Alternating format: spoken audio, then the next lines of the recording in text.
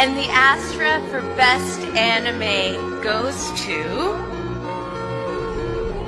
Solo Leveling.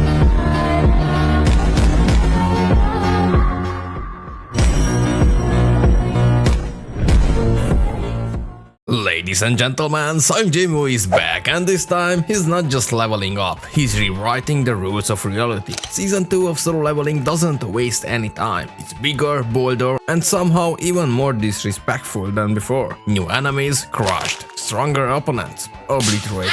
The world's most powerful hunters still struggling to keep up, from jaw-dropping fight scenes to god-tier flexing. So get ready, because Jinwoo isn't here to fight, he's here to dominate. Welcome to Solo Leveling Season 2, the era of the Shadow Monarch has begun. This is an anime where Sung Jinwoo casually ends careers for fun. This is a full-fledged Sung Jinwoo propaganda film, and I'm here for it. Forget struggle, forget tension, forget anything resembling a fair fight. This season isn't about overcoming obstacles, it's about watching the strongest man in existence treat life like a glorified tutorial mission. Every episode is a high-budget reminder that Jinwoo has no business being this powerful, and we, the audience, are simply here to enjoy the ride, and what a ride it is. The animation, the artists are clearly on a quest to flex. First, let's talk about the visuals, because my god, the animation team must have unlocked some hidden forbidden techniques while working on this. Every single frame is dripping in so much sheer artistic flex that I feel like I need sunglasses just to watch it. The lighting cinematic, the fight choreography, pure poetry. Jinwoo's hair flowing like a protagonist who knows he's got main character insurance. The shadows, animated so well they look like they're about to walk into my living room. It's almost unfair how good this show looks. Some anime have to carefully budget their animation for one fight per season, but Solo Leveling, this anime just casually delivers movie tier fight scenes every other episode. Like, it's no big deal. The best part? The disrespect. The sheer, unfiltered pittiness in every fight animation is nothing short of artistic brilliance. The way Jinwoo dodges attacks without looking, the way he lets enemies monologue before casually deleting them, the way he summons Beru. Oh wait, we are not there yet. This is not just combat. I can practically hear animators laughing as they render Jinwoo's absurd flexing in Ultra HD. The plot a mere suggestion at this point. Now, I know what you're thinking, but what about the story? Oh, sweet summer child. Listen, there is a plot happening, technically. There are world governments trying to figure out how to deal with Jinwoo's god-tier existence, there are secret factions scheming behind the scenes, there are ancient, terrifying beings who are supposedly very powerful. But let's be honest, this is all background noise. The real story of Solo Leveling is how many ways can Jinwoo absolutely obliterate his enemies. Every episode we get the same structure. First, a new enemy appears, they talk a big game, the music swells dramatically, they get brutally humbled in less than 3 minutes, Jinwoo walks away like he just took up the trash. And I'm not complaining, because every single time it's satisfying. There's no back and forth struggle here, there's no will he survive moment, there's only Sung Jinwoo casually speedrunning world domination while the rest of humanity stands around, stunned like NPCs who just watched the max level player one-shot the final boss. And let's not forget the so-called strong animes. Those poor creatures, these tragic misinformed souls. They actually think they have a chance. And every time without fail, Jinwoo rose up, listens to their dramatic speech, and then absolutely destroys them with the energy of a man sweating a mosquito. At this point, the real villain of the series is Jinwoo's boredom. Now let's take a moment to appreciate the real MVPs of this series, the side characters whose sole purpose in life is to stand near Sung Jinwoo. Guild leaders, they spend 90% of their time looking absolutely flabbergasted every time Jinwoo breathes. Hunters, they exist to make Jinwoo look even cooler. Their entire function is to be cannon fodder, so we can get a dramatic reveal of Jinwoo stepping in and one-shotting everything. Jinwoo's family, his sister is just out here trying to live a normal high school life, while her brother casually ascends to godhood. The action, the equivalent of a cheat code in anime form. Let's be real. We are all here for one thing, the absolute merciless beatdowns. And oh boy, does Season 2 deliver. Every fight follows the same formula, and yet it never gets old. A terrifying enemy appears, they think they are about to win.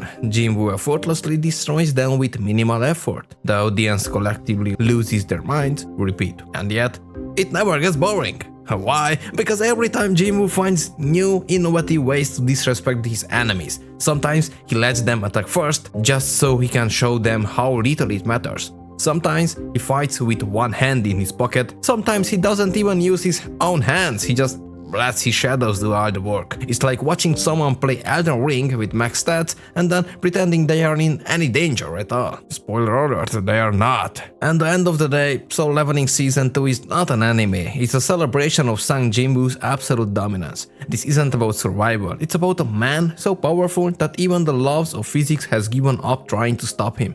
And I, for one, I'm here for it. Now let's talk about why is Solo Leveling so different than other animes. Honestly, that's what makes it so addictively fun to watch. Unlike typical shonen anime where the protagonist has to train, struggle, overcome progressively stronger enemies, Solo Leveling throws all of that out of the window and says, what if the main character just kept winning forever? Here is what sets it apart.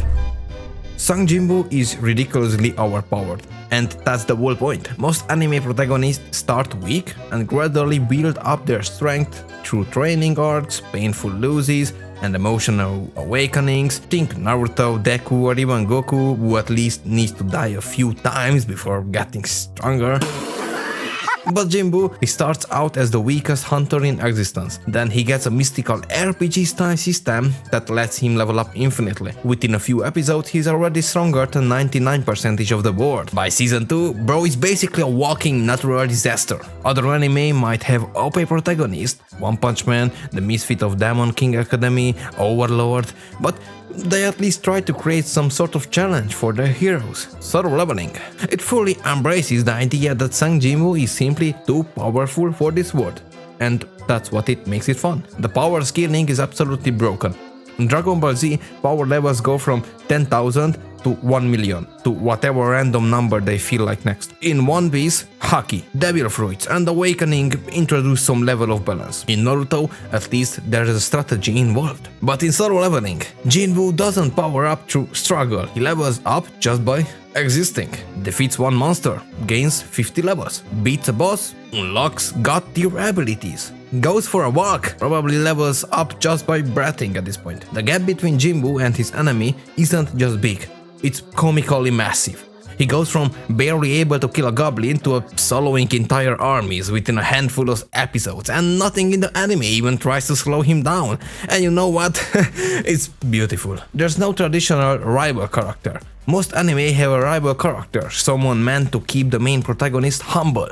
Naruto has Sasuke, Luffy has Blackbeard, Asta has Yuno, but Jinwoo, nah fam, there's no rival. Nobody's even remotely close to his level. There is no friendly competition, no maybe one day I will surpass you nonsense. Jinwoo isn't running a race, he already won. The enemies aren't actually threats. Most anime build tension by introducing dangerous villains, people who push the protagonist to their limits. But in Solo Leveling, enemies aren't there to challenge Jinwoo. They are just there to get folded in the most disrespectful way possible. A dungeon boss appears, Jinwoo one-shots it. A guild leader flexes his strength, Jinwoo flexes harder. A world-threatening enemy shows up, Jinwoo erases them from history. Even monarchs, who are supposed to be the ultimate villains, spend half their screen time panicking because they realize they have made a terrible mistake messing with Jinwoo. The real tension in Solo Leveling isn't whether Jinwoo will win, it's how fast and how badly he will humiliate his opponent. The story is built like a video game. A lot of anime follow traditional storytelling structures, hero's journey, emotional arcs, but Solo Leveling is built like a video game power fantasy. Jinwoo has an actual level up system, he gets quests, missions and stat increase, he grinds dungeons like he's farming XP in the MMORPG, he even has inventory space and loot drops like he's playing Diablo or Elden Ring. It fully embraces the RPG mechanics, making it feel like a game come to life. This isn't just another fantasy anime, it's a wish fulfillment isekai without the need for isekai. The main character is actually cool, not a clueless idiot. In most anime, the protagonist is either a loud, over-enthusiastic idiot, a reluctant, overpowered guy who doesn't want to fight, a strategic mastermind, but Jinbu is just effortlessly cool. He's smart, he's ruthless, he doesn't hesitate to kill his enemies, he doesn't waste time monologuing about friendship, he isn't scared of anything, ever. He's not some awkward high schooler stumbling his way into greatness. He knows he's that guy. Other anime protagonists wish they had Jinbu's energy. It's pure power fantasy, and that's the point. Some people criticize solo leveling for having no real stakes, and you know what? That's exactly what makes it amazing. This anime isn't trying to be deep. It isn't trying to challenge your perception of storytelling. It isn't trying to subvert expectations. It's an anime for people who love watching overpowered main characters flex, enjoy gorgeous animation and insane fight scenes, want to see enemies get humbled in record time. It's not a story about whether Jinbu will win. It's about how absolutely unfair he's going to make the fight look. And you know what? That's why it's so fun.